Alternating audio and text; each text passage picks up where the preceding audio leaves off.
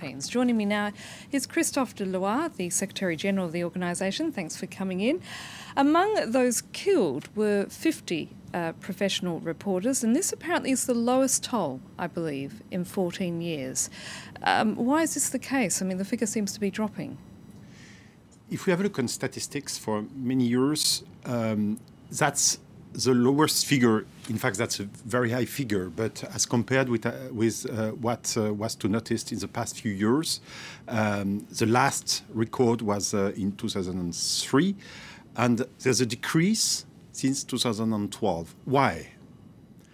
Probably because newsrooms have better procedures, better tools to protect their journalists, or also newsrooms are more cautious than ever to send reporters to war zones, for instance. The other reason could be that there's a better international law, but in fact, the international law is not, there is no concrete mechanism to abide by this law. And third, that's a negative reason, but a lot of journalists flee the zones where they are in danger.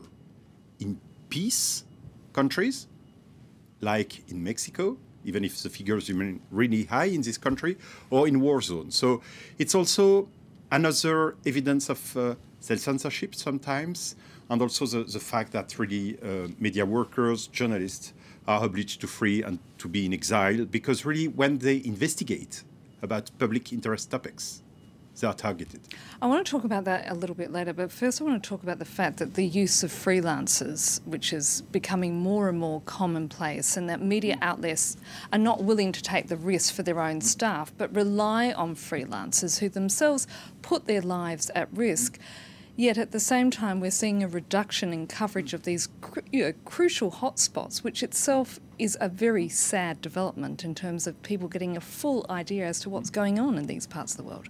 For sure, that's another reason for those figures, is that news providers use more and more people in very dangerous places to work as sources, sometimes for pictures or for just information sources for the text. But it's a way also for the newsroom to protect themselves. But just, they are very, very courageous journalists. And just to quote the example of Mexico, I met many reporters there. They continue their investigations in the various states of Mexico, of this country. They continue, even some of their friends, colleagues have been killed.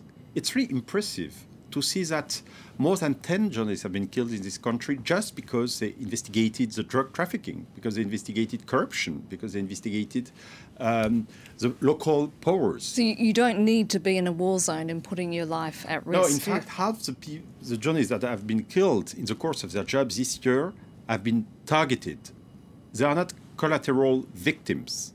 Some of them, yes, but in fact, more and more, they are really targeted when they investigate corruption, exactions about environment, when they work on pollution, on discriminations, human rights, etc.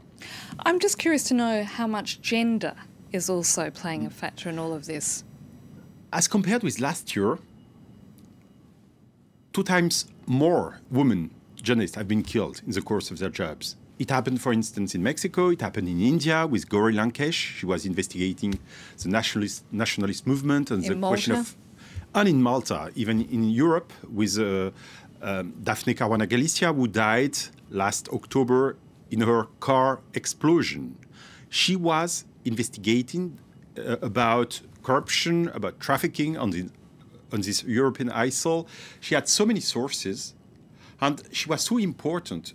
I met some members of the European Parliament, and they said, we met her after she published Revelations, and she helped us to move the political decision. So journalists really have an impact, an effect, and when they have impact and effect, they can be targeted. Indeed. Christophe, thank you so much for that.